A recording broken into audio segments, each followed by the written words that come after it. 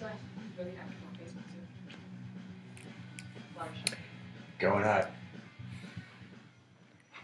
Good evening, ladies and gentlemen. Welcome to Secrets of the Sire. We do this every Wednesday night, 8 p.m. Eastern. TalkRadio.nyc, coming at you live from New York City. We talk comics, movies, TV, pop culture.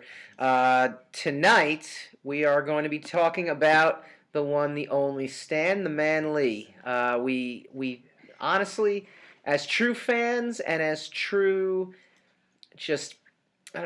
purveyors of his message. It was a bittersweet week this week. We postponed our interview with Fright Night's William Ragsdale next week. We moved a lot of things around because we thought tonight needs to be about him. And so we will be discussing his life, his cameos, his influence, his everything tonight. And we welcome you guys. This is the first night I am actively, openly stressing to call the station up because I would love to go through Stan Lee. And who am I? I am Mike Dolce. As always, I'm brought to you alongside Mr. Lord of the Radio himself, Hassan Godwin. They call me Mr. Tibbs. We are Secrets of the Sire. And again... You know what? It's a sad situation, but Tuesday was a sad day. And a friend of mine suffered... a loss the same day, mm-hmm. And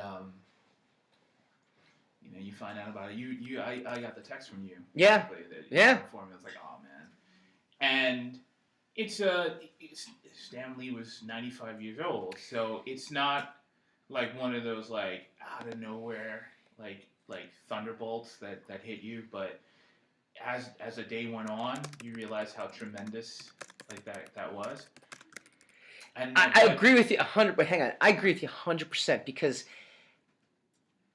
95 years old. If it's a grandmother that passes away or a grandfather that passes away, you sit there and go, "Wow, 95, they lived a really good life." Yeah. So you feel bad for the person. Yeah. But even the person doesn't quite. It's. I'm not mourning for Stan. I'm mourning for me. I'm mourning for us. But that's the thing. The Stan Lee death actually hit me a little different because I'm sitting there saying, "Well, what do you mean there's not going to be any Stan Lee signings at conventions? It was such a mainstay, and there's no Stan Lee cameos now, and it was a different kind of loss." Unlike Jack Kirby and Buzz Dixon and all these guys who were these powerhouses in the industry that our chosen industry, right? Yeah. Stan Lee was omnipresent. Yeah. He was there for everything. I was talking to Rob earlier this evening about our fill-in producer, Mr. Rob K. The Spider-Man and His Amazing Friends, like just his voice narrating that, before I even knew, I just thought he was some guy who was doing the voiceover for Spider-Man and His Amazing Friends before I knew the tremendousness of who he was. And Excelsior, everybody knows.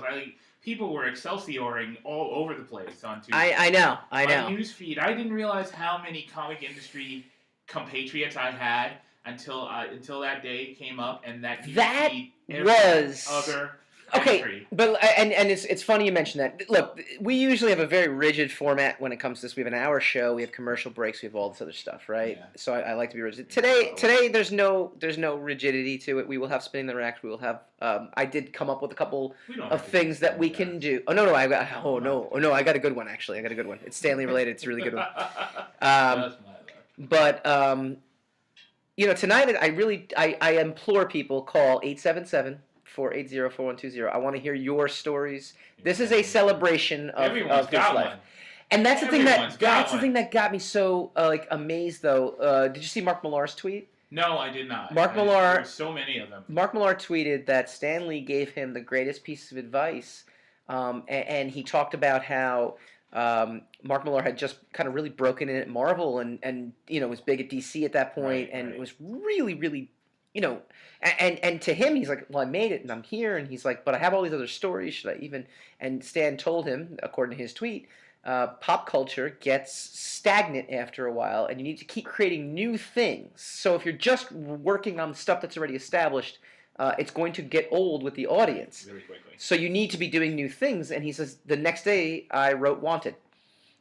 And the next day I released that. He says, there would be no Millar World without Stan Lee. Fabian Nissier is a frequent guest of our show too. I mean, he got advice from Stan. I mean, there's so many professionals who it's like, I had dinner with Stan. He pulled me aside and said this, this, and this, and it was like, oh, Yeah. that was effing And you know what's huge. What you just told me. I'm not, And you don't know that. You don't know this no. when you're. Anecdotally, though, I was very annoyed because everybody in the world, every friend I have, apparently, has had their picture taken with Stan Lee. See, do you know the spinning the racks that's coming I up? did not get a Stan Lee picture taken with me. I felt like a complete loser on Tuesday. All right, I'm going to give a shout out. I'm going to give a shout out to fan of the show and sometime guest, Alexa Fox. Okay. She posted about this, and I can't disagree. She felt it was always a little cheap. To have to pay to get your picture taken. There's something about it's not organic. It's not an organic meeting. There's some folks. Look, there are some folks who have this like, they were in the industry and happened to like Buddy Scalera got to interview him. Yeah, their circumstances allowed them to have a natural. Right. And so for her, she never wanted, she never wanted that. Experience. She wanted. Sorry, not she. She. Alexa did not. Yes. I thought I confused it with Buddy for a second. This is very hard to do. Yeah. Or easy if you know the two of We them. had a birthday dinner, so if we seem a little sluggish, it's because we had a birthday dinner. We'll get to it. We'll flash that card on screen later. Yeah. Yeah. No. And so she commented on that, and I don't disagree with that because that's the way I always felt. Right. I had a Stanley experience. I didn't take my photo with him. Wait, hold on. Are you saying that most of those people paid for those pictures? There are some folks. I feel so much better about this now. If you see a Stanley photo up and you're not a comic book industry person, Right.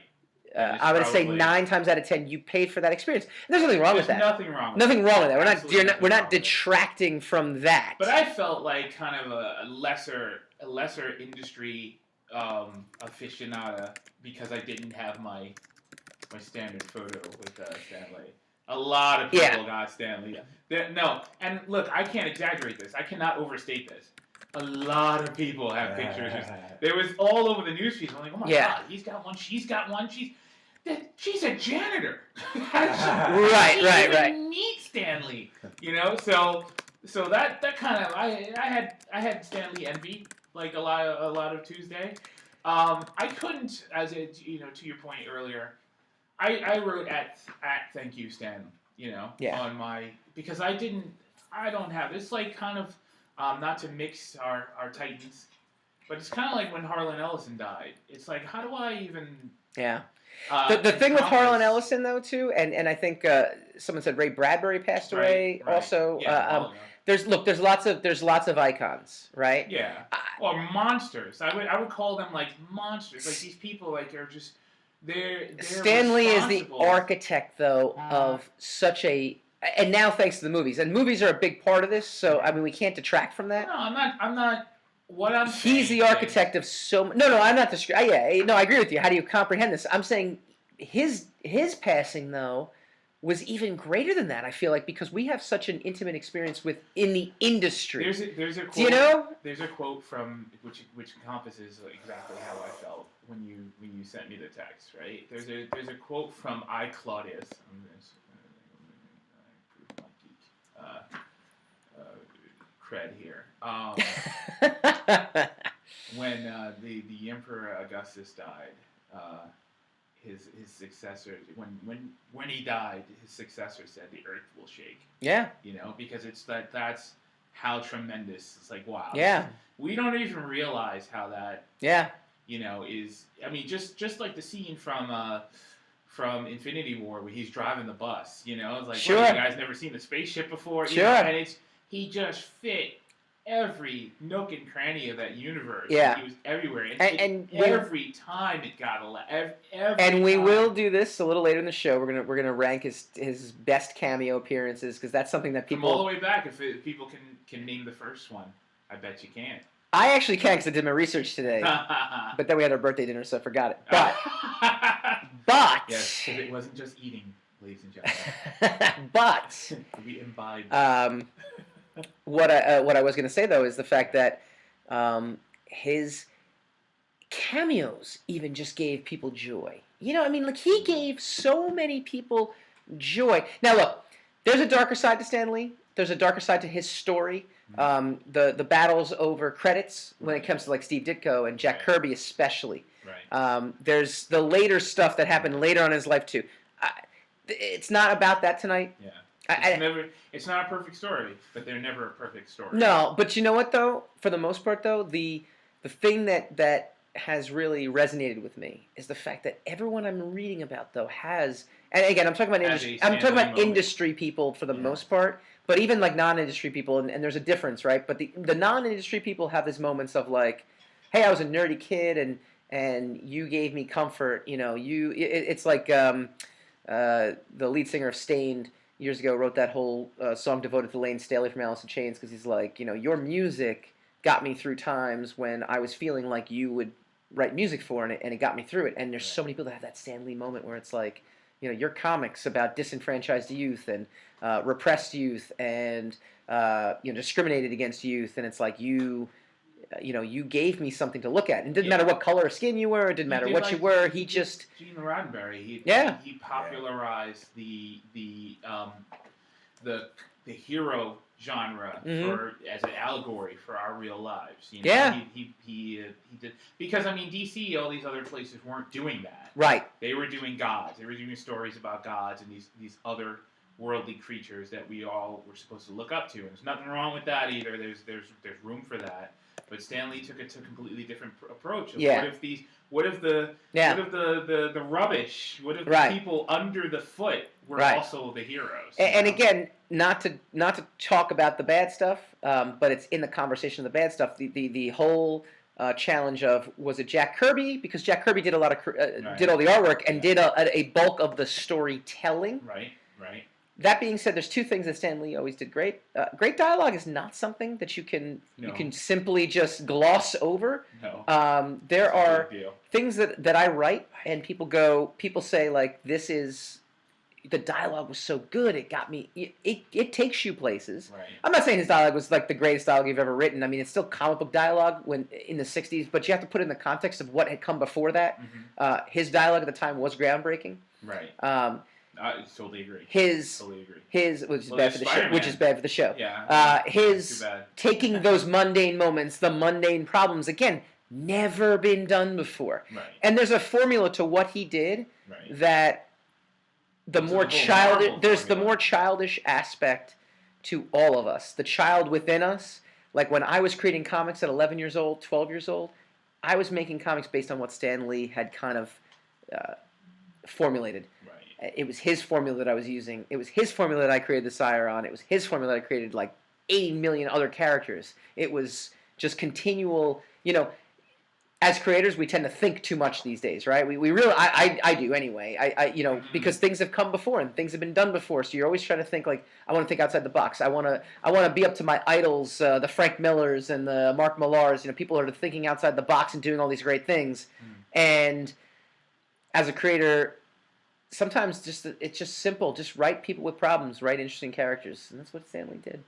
All right, when we come back, we're going to keep going, but we implore you, 877-480-4120. We want your stories if you've got them. I don't care if you paid for the photo.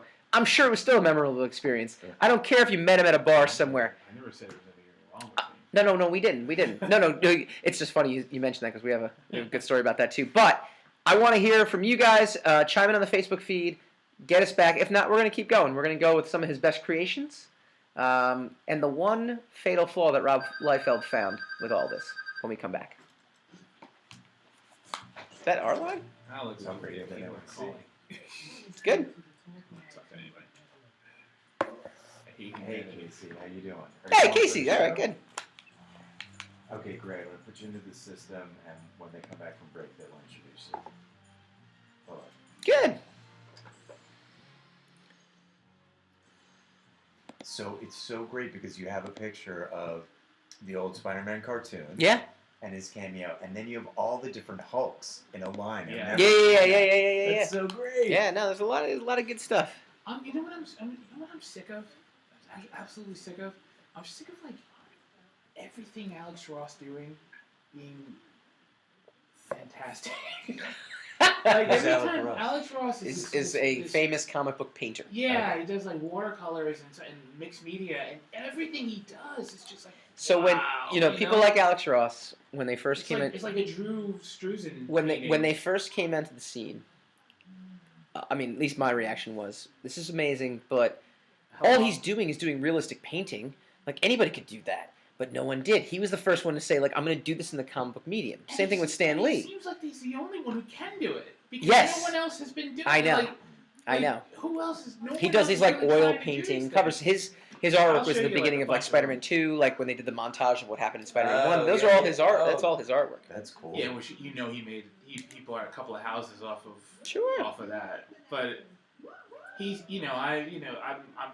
I'm not his friend on Facebook. I follow him on Facebook, so every now and then he just posts these videos of his production, and they're just every one of them was like, I know. oh my god, like characters I don't even like. Yep. Yep. They're like, I'm getting tired of it, quite frankly.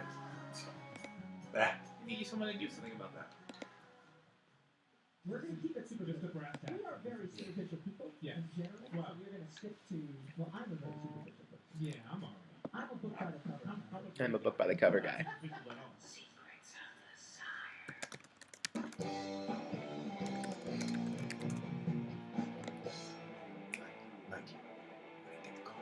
I apologize.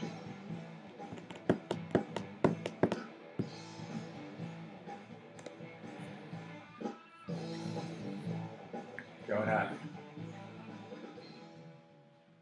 Welcome back to Secrets of the Sire. We talk comics, movies, TV, and pop culture. All the stuff that Stan Lee had an instrumental hand in creating for your enjoyment. We are looking back on his epic career. He's the godfather of Marvel Comics. It was a sad day when he passed away, but again, like we kind of said, Pretty shocking. but not really. 95, you kind of figured it had to come. I mean, no one lives forever. It's not when you break it down to the man was 95 years old. He was old when I was young. Right. That kind of circumstance. It is kind of pretty like, oh well, that's inevitable. But Yeah. when you take into context the loss, like it's tremendous. Like Right. this man he's not someone who invented Marvel Comics or who was a purveyor of Marvel Comics. And we all know him out of deference to whoever started Marvel Comics. Yeah. He is He is a Marvel presence. Comics. Yeah, He was is. an I know. absolute I know. presence of Marvel Comics, and he was like I said before, he's omnipresent. Right. He's ubiquitous to everything Yeah.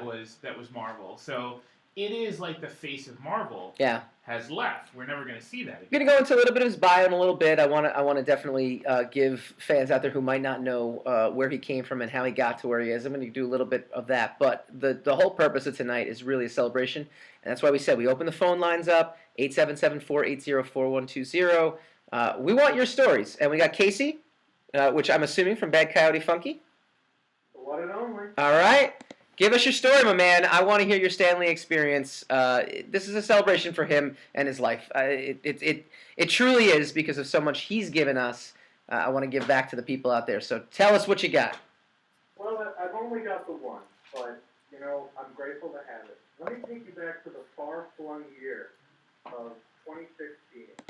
New York Comic Con, the year that, if you remember, was the year where they were parading around. It's like, oh, it's Stan's last chance, it's last Sure. last experience in New York Comic Con. They're making a big show and dance of it, and I'm like, this is the year. I want to get a picture with him, I want to get something signed by him, I got to do something. Mm-hmm. But I knew that if it was my one shot, I had to make it worthwhile. So I shopped around and I looked for a couple of things and I dug it out, and I knew that I wanted to get them. First one was my copy of Silver Surfer #1 from 1968. Okay. With John Buscemi. Wow. Okay. I love the Surfer, even though I consider him a Kirby creation more than just Stan. Sure. But his work on that book, the narrative, everything, that's what truly made me fall in love with Stan Lee as a writer. Mm-hmm. But to top that, the one thing I could think of, the one thing that the head honcho of Marvel, who did writing, who did editing, who did the soapboxes, everything under the sun, his singular voice brought to the reader, the best thing that you could get signed by Stan Lee, a Marvel no prize. Ooh. Yes. Yeah, you and Hondo are For the uninitiated, a no prize was something that he would typically give out if you found an error or you Right. or just a continuity Travis all glitch scrutinizing or his something. books. Yeah, to the point that you get a no prize and you'd get an envelope. You get an empty envelope. I believe it was just an empty envelope, wasn't it? Yeah, it's just There was like no the prize. screen printing back when It's Marvel no had the prize. old Fifth Avenue. Yep. Yep. But the charm of it was, it's just, it's just a novelty prize for like a really clever or a really zealous fan. Yeah. Right. And I'm not old enough to have ever actually won one. No. I don't think they give them out anymore. To admit on my radio. You're younger than us, so you got us beat already. It's not that bad. I bought one that was in pretty pristine condition. How you won a no prize? Well, this big, I've got my Mary Marvel That's like- Society badge. Gotta have that. Yep. That's like buying a Eagle Award. I picked that one before I ended up having to go all online again to get surfers. Yeah. And he's got these handlers. And he's always looking down. Sure. Right? Stan's not even looking at these people in the face. He's like a machine. He's just doing a signature, passing it along. The handler gives it to him because you can't hand Stan things directly. You can't really talk to him like nothing. They pass it along. So I hand it to his handler, and he's like, wow, I haven't seen one of these. And I'm like, well, I figure if you're going to get one, I'm going to go all out. Yeah. He hands it to Stan, and he looks up at me. And the guy, at this point, 93 years old, I'm assuming he can still barely see anything. Yeah. And he looks at it, and he goes, wow, you're a true believer and a true fan. Oh, wow. Mike, I swear to you, I could have died right there. That's freaking sweet. Yeah, that's a good one. That's a good freaking one. sweet. I love it. Casey, thank you for calling in. Thank you for being a part of this. This is, like I said, it's somber, but it's also it's bittersweet, I guess, is what you could say. You don't want this day to come, but it has to. It's an inevitability. What a terrific life, and what a great story. What a great story. If you got a story, please call in. Again, we're a weekly podcast, but we always do this as a live radio show. We very rarely take advantage of the live radio format. 877-480-4120. If you are listening to us on podcast, you can still call the radio station. They have shows going on all the time. They'll talk to you. But again, I want your stories. You can always hit us up on the Facebook page after the fact as well too. The video runs and we comment through the week. That's an amazing story. Reading people's accounts, again, it wasn't just like, hey, I got my picture taken with Stan Lee. It was, he impacted me in a way that was. And there's so many of those stories. Yeah. There's so many, and they're, they're all kind of oddball, corny stories until you hear the actual admiration in the person's voice when, especially when someone says, yeah, I know this is corny, but I was on cloud 9 after he. Yeah, and you know exactly. I know. Exactly. I know. What happened. You know exactly what that feeling is like. Here's the other thing I'll say too. He was, again, not getting into the debate of credit and all this other stuff. I mean, he was just a part of so many of iconic characters. So I posted on Facebook this week, like, give me your one creation of Stan Lee's that's your favorite. Just one. You got to pick your favorite. I assumed 98% was going to say Spider-Man. But no, I mean, we had Fing Fang Foom, Galactus, we had a couple Wolverines, in which case Rob Liefeld had to lay the smack down and be like, not a Stan creation. That post, by the way, and again, I hate this to be the reason, but actually had the entire creative team responsible for Deadpool commenting on my Facebook feed, which is pretty impressive. Yeah, that's pretty awesome. It's not bad. That is awesome. Now, Fabian Nicieza, he gave 3, and I had to yell at him. I said, give me 1. Yeah. But it's not just Spider-Man. It's, he created X-Men. Now, for me, X-Men, and for you as well, when we were kind of like in our heyday, was the comic that everyone cared about, but it wasn't Stan's X-Men.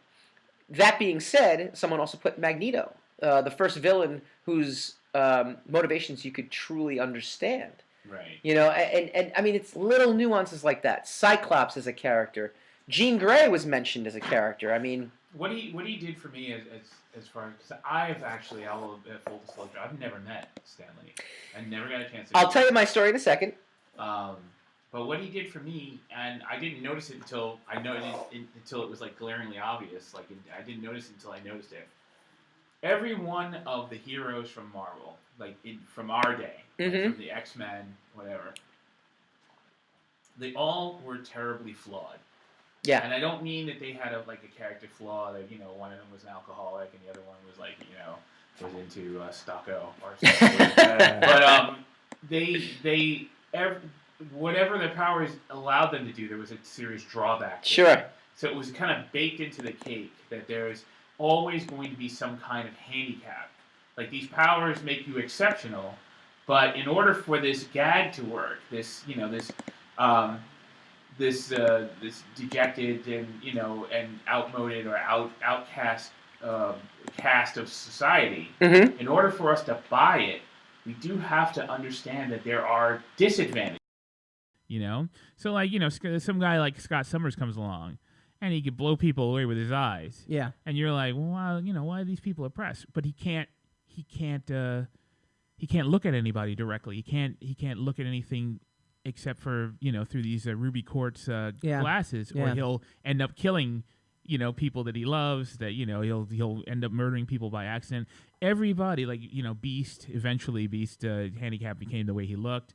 Every one of them had a flaw built into their superpower, which was another stroke of genius that allowed us to sympathize with them. Yeah. Because if you're gonna say that these people are an outcast, an outmoded social string, but they can they've got healing factors and they've got powers and telekinesis that allows them to fly and they can teleport anywhere they want. It's like, you'd be like, well, why are these people outcasts and why do they care?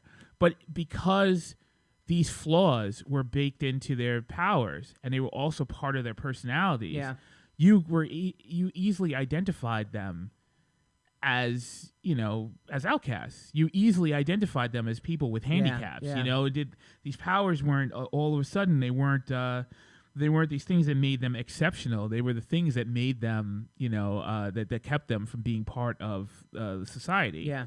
And it was it's a stroke of genius, And in the early inception of eventually everybody just started to get around the time that they invented Wolverine. Yeah. Wolverine didn't really have too many flaws, and then they started to take that track where everybody was and then they started to give them natural social problems, like Tony Stark became a raging alcoholic, and these normal things. They weren't as psychologically ingrained into their abilities as they were in the beginning. But that's what I remember most. That's what set them apart from the DC characters, who were, again, they were gods, and it was hard to identify with Superman's feeling of otherness, because Superman could move the earth. Yeah. He could move the sun if he wanted to. Yeah. So it's kind of hard to go, oh, well, yeah, I can understand why Superman's upset that he's not able to eat at a restaurant and not be recognized. But you could understand why Kurt Wagner, why Nightcrawler felt like a monster. Yeah. Because he looked, he could do extraordinary things, but he looked like a monster. Right. So I think that's a stroke of genius that not a lot of people talk about. Yeah. But that's definitely was part of the Marvel formula way back in the day. Yeah, no, it was truly incredible. All right, when we come back, we want to do a little fun thing. We want to go through his top 10 cameos of all time. You're listening to the Talking Alternative Network.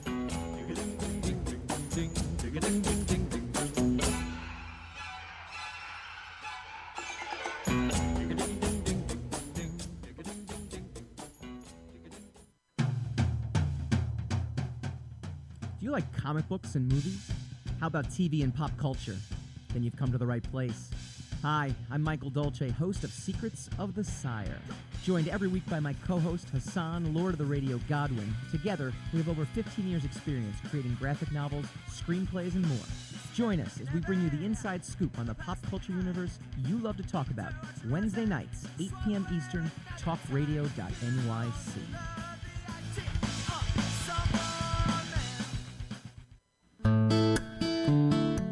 Are you feeling unhappy with your body, shape, or size? Ever feel out of control with food? I'm Elizabeth Tripp, your host of Nourish the Soul. Join me to uncover the root to these imbalances and discover a permanent solution to living a healthy life. Join us every Wednesday at my new time, 7 p.m. Eastern Standard Time on talkradio.nyc.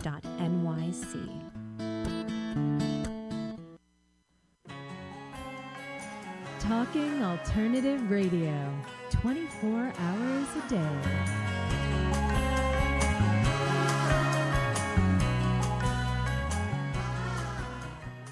We talk comics, movies, TV, pop culture, all the stuff that you love, and we do it right here. Stuff that makes the girls run away. Oh, well, clearly. No. That is completely false. Stuff that makes the girls That leave. is completely I recommended false. Secrets of the Sire on my show, and I got less female listeners. Secrets of the Sire.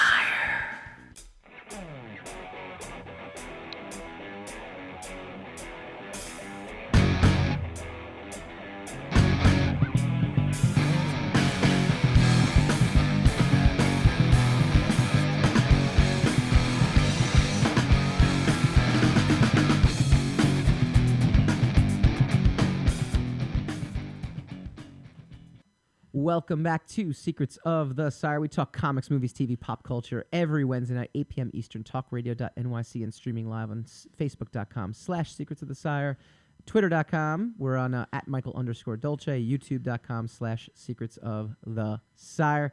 We're talking Stan Lee, and we want to get into the 10 best cameos he's ever appeared. So Cinema Blend, I mean, a bunch of sites did this, so it's not as if... it's just We're them. not going to take credit for it. But I think what I did, though, when I started posting, which was really cool, I started posting about this kind of thing, and people were really into it, really into it. And everyone kind of gave the same, not the same answer. I can't say that they gave the same answer, but a lot of the same ones kind of came up. The Deadpool cameo in Deadpool 2, which was big, when he's with the strippers, which is pretty impressive. Mm-hmm. And the Guardians of the Galaxy 2 one, which is definitely up there. That's the most poignant one. That's like the Guardians one. I don't know. That's low hanging fruit because that was the most blatant use of Stan Lee, and in his glory, you know, turning him into one of the Watchers. I personally, I think his last one. I don't know if that will be his last one, but the one in Infinity Wars was my favorite, where he's just a bus driver. Yes. And the one from, as bad as that film is, the one from, I think, The Amazing Spider-Man, the first one, where he's in the library, and Spider-Man keeps saving his life from having the lizards throwing things at him. I think it was Amazing 2, wasn't it? Or I think no, it was maybe the first one. It was a lizard. He was fighting the lizard. And he's got the earphones on. Yes. Yes. Yes. And he saves Stan Lee's life maybe twice. Those are all on the list. So again, Cinema Blend kind of did this. The Hulk cameo in 2003 was an epic one. Him and Lou Ferrigno. Yeah, just walking Ferrigno out as security guard. What makes that epic, obviously, is the fact that Lou Ferrigno's there too. Yes. I mean, there's nothing about that. You can't say anything. Rise of the Silver Surfer, Fantastic Four. He's got a great cameo in that. It was a callback to Marvel Comics. The scene was a recreation of 1965's Fantastic Four Annual, in which Stan Lee and Jack Kirby are similarly turned away from the couple's big day of getting married. So that's kind of cool, too, that they were able to do that. Yeah, they reenact that, Spider-Man 3, he's got the most lines. And most relevant. He had his most relevant cameo. Which one was that? Lee spoke to Peter Parker, a.k.a. Tobey Maguire, as they read a news ticker detailing Spider-Man saving a police officer. Lee reminds Parker that one man can make a difference. Okay. You know what? Yeah. That might have to go on the list as probably the best one. You think so? A, he's giving advice. B, he's talking to Spider-Man. Yeah. Give me a break. I mean, how much more of a comics geek wet dream could that possibly be? Mm-hmm. Iron Man, 2008's Iron Man was a turning point for the Marvel film universe. Obviously, he showed up at the debut of Robert Downey Jr. And there's a moment when Tony Stark mistakes him for Playboy founder Hugh Hefner. That's cute. I mean, that's pretty great, right? I mean, you can't beat that. The Avengers, in the first Avengers, he was seen in a news report about the superhero team that saved the day. So he had a pretty, I mean, as important as cameos can be. Yeah. Pretty important one there. Amazing Spider-Man. Which one was it where I think it was I think it was the second Spider-Man. Wasn't it Spider-Man 2, the Sam Raimi Spider-Man, where he saved a woman's life? I think so. There's one where he pulls someone out of the way of of falling debris. I think it's the second one. Yeah. When he's fighting Doc Ock over the bank. Yeah. And and Stanley actually saves someone's life in that one. Yeah. Well, there's one that says Lee's cameo in 2012's Amazing Spider-Man. That's the one we were talking about. It's unquestionably one of the best, mainly due to his performance. Lee is obliviously jamming out to music while Lizard and Spider-Man wreak havoc all around him. It broke up a serious moment in the film. It's one of his best acting performances. It's, I mean, so that one's a memorable one. That might be top that's one 3 of my favorite. Personally, even though it's not in this one. That is absolutely one of my favorites. Winter Soldier. A lot of people talk about this one. It's funny. In culling together, I'm the one that culls together all the images that you guys see on the Facebook feed and YouTube feed. Oh, yeah, you take credit for that. I am taking credit for that. I'm taking credit for my actual job. Yeah. And a lot of the things are him going like, just very like, like very shocked. And so I have a shot of Winter Soldier. I have another one of him go, so that was his range. Yeah. His range was either was Stanley or Shock Stanley. Yeah, And that was pretty much it. But the Winter Soldier one, he donned the role of security guard yet again. He realizes Captain America's World War II outfit is missing. It's priceless. That's right. That's right. That's the Shock Stanley. See? I do remember that one. Lee's cameo in the Avengers sequel, Age of Ultron, also Pat Chan's favorite Marvel movie, crazy Pat Chan. Yeah. The Marvel Man shrugged off Thor's warning regarding his request for some of his millennia-aged alcohol. The scene ends with Lee being helped out of the bar while muttering the catchphrase, Excelsior. That's another thing we saw. Cute. We saw that everywhere. People talking Excelsior. Yeah, I mean. Oh my God, my newsfeed was like weighed down with Excelsior comments. Yeah. Oh yeah.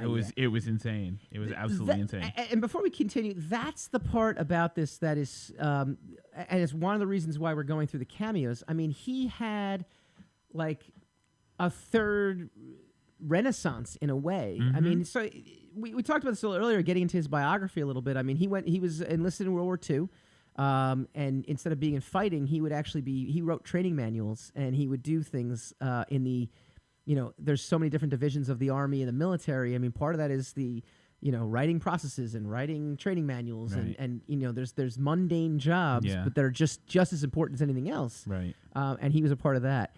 He actually took over Timely Comics.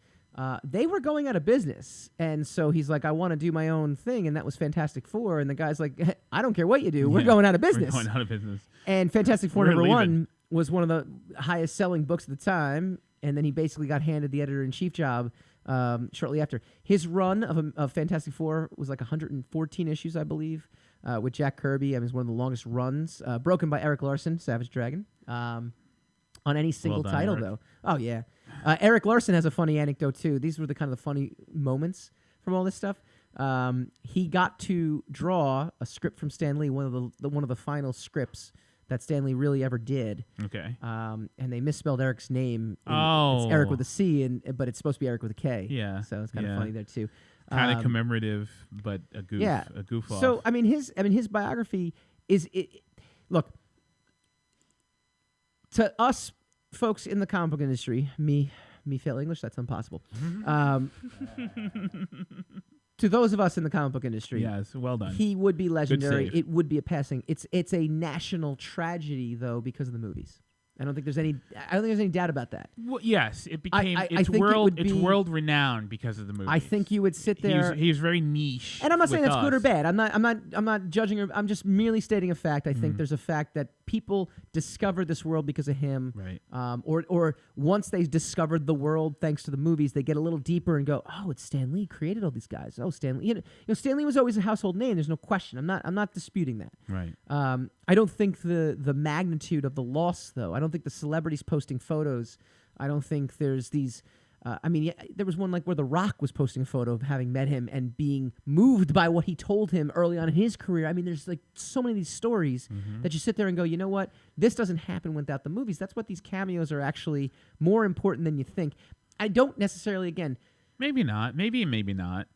I mean, yeah, I think the current fervor is because of those movies. You know, the reason he was on Entertainment Tonight, as his obit was on, you know, on these major news outlets is because of the movies, definitely, because he made himself relevant all over again. And he also, made himself and also the movies socially themselves, or pop culturally relevant. And the movies themselves, though, were such a phenomenon that it like I said, he had a third renaissance in his life. I mean, but it could have easily been non-attributable to him. You know, it could have been easily like, oh, Disney, you know, invented Marvel. Disney's Marvel, whatever.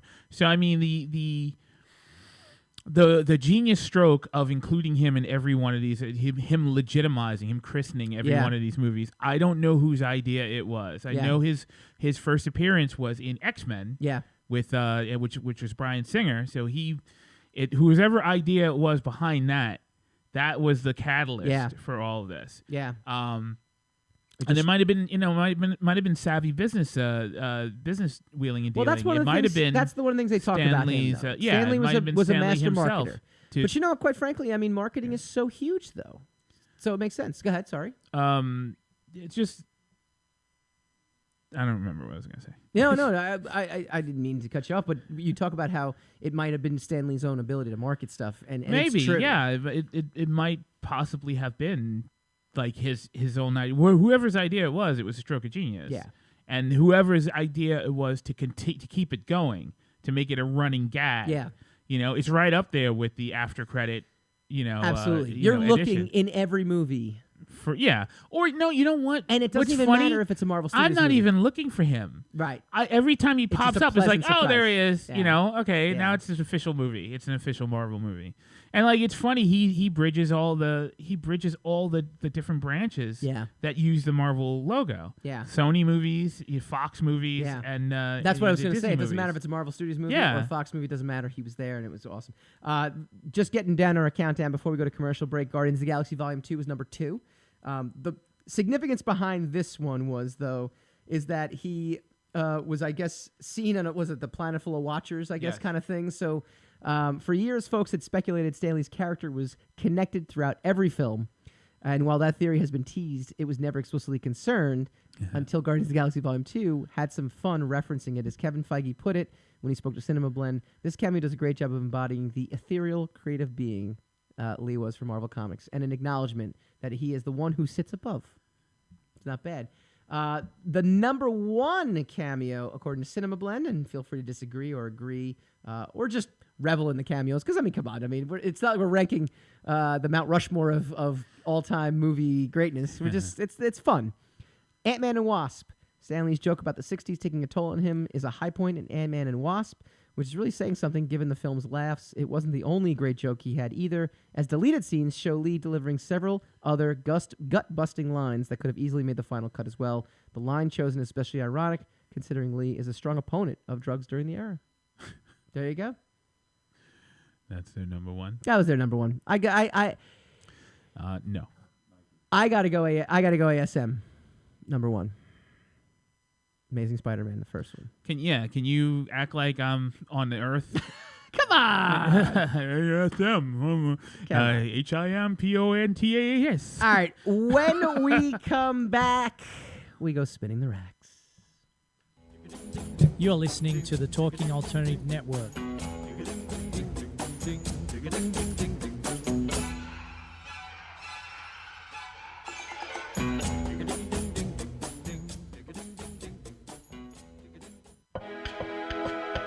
The best designs for your life start at home. I'm David Thiergartner, interior designer and host of At Home. Listen live Tuesday nights at 8 p.m. Eastern Time as we talk to the very best professionals about interior design and the design that's all around us, right here on talkradio.nyc.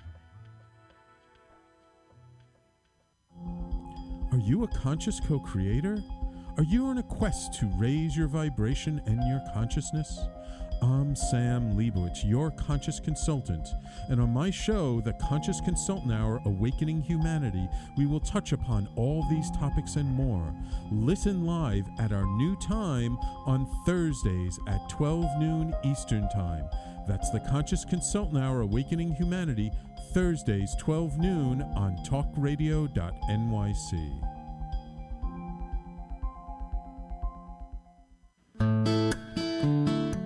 Are you feeling unhappy with your body, shape, or size? Ever feel out of control with food? I'm Elizabeth Tripp, your host of Nourish the Soul. Join me to uncover the root to these imbalances and discover a permanent solution to living a healthy life. Join us every Wednesday at my new time, 7 p.m. Eastern Standard Time on talkradio.nyc.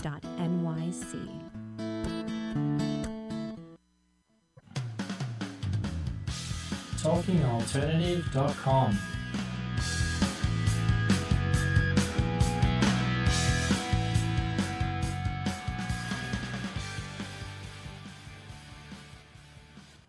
I had a ticket bought for me by, okay. by an enthusiastic friend. No. Did you know that that friend now asked me to go?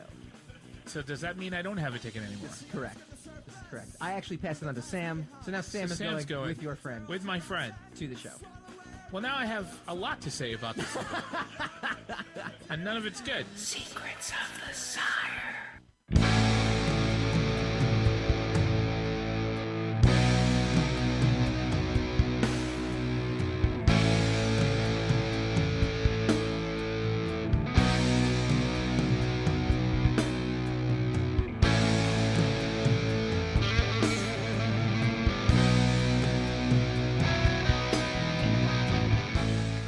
Welcome back to Secrets of the Sire. We talk comics, movies, TV, and pop culture every Wednesday night, 8 p.m. Eastern, streaming live on the internet radio that is talkradio.nyc, and streaming live on facebook.com/Secrets of the Sire, Twitter, which is at Michael_Dolce, which is mine, and YouTube.com/Secrets of the Sire, which is us. I want to thank Heather Peters for joining us, CJ Hogan, welcome, Annie Banks for jumping on. Leisha Davis commented, X-Men Apocalypse, holding wife Joan, which is how I want to picture him right now. Oh. Was a touching cameo. Yeah. So I agree. I you know, look, this is meant to be kind of like yeah, it is. But you know, it's like those funerals where the Irish funeral. It's like an Irish wake. Irish you know, wake, people are having fun and just reliving the good moments. Yeah. I mean, look, it's not enough alcohol though. You know, well. No, I guess not. Unless people are charging your Amex card right now, which is, I think, what is happening to me. I literally, guys, got a text message from my credit card company that someone just charged $3,000 to it.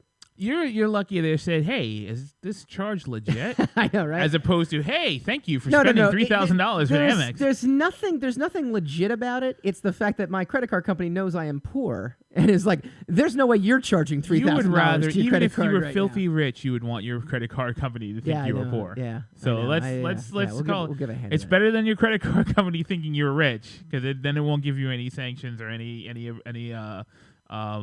allowances or anything like that. All right. Don't do that. I agree. Don't do that. It's a bad. I've never been there, but I've seen it. It's a bad place. It's a bad place to be. This is a Stan Lee celebration episode. Welcome Joe Mulvey, who's on the Facebook feed as well. Welcome to all the folks on Twitter who are on there right now. Well, he might be on there. I don't know. We have one viewer on that too.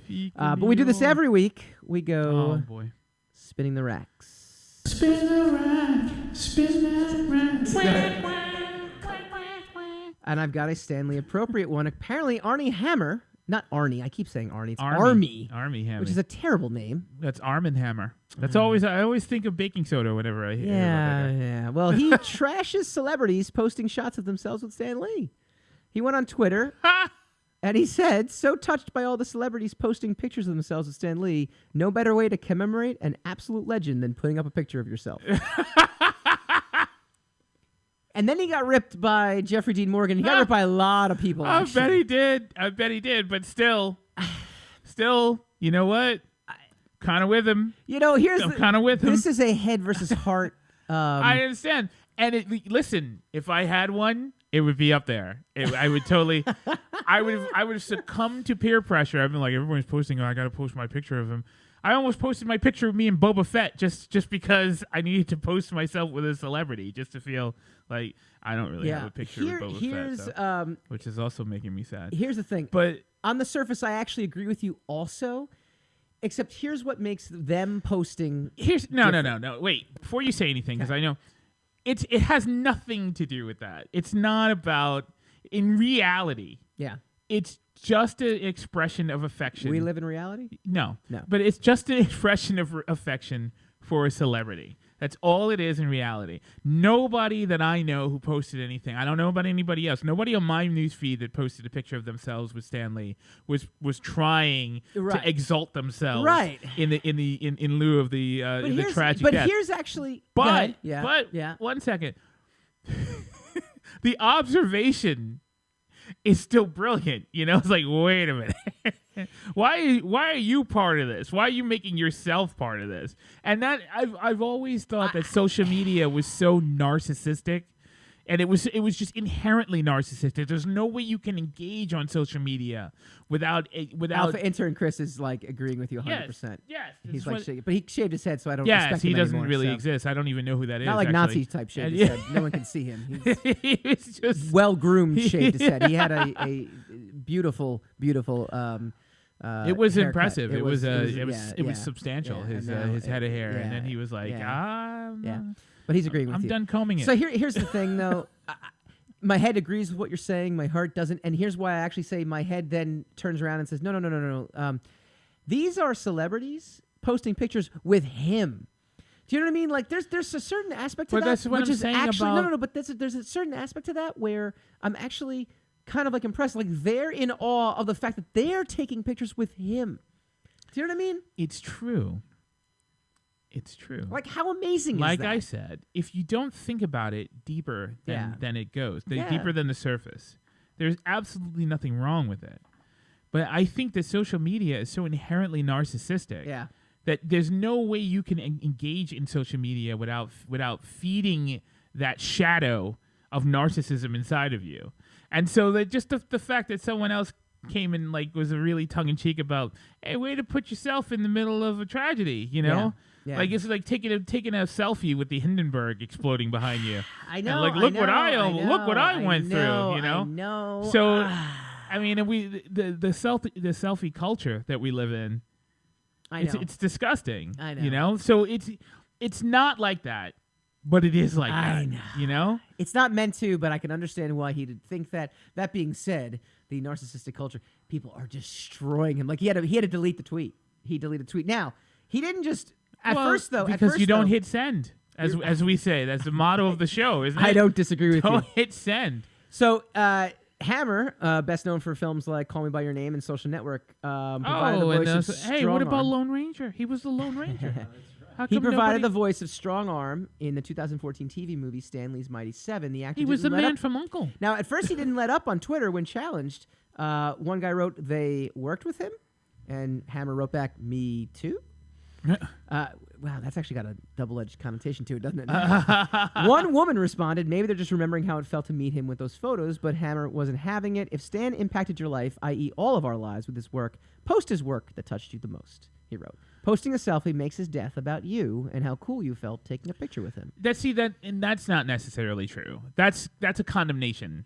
I know. It shouldn't be like that. It is inherently narcissistic that the first thing you think about when someone dies is a picture you took with that person.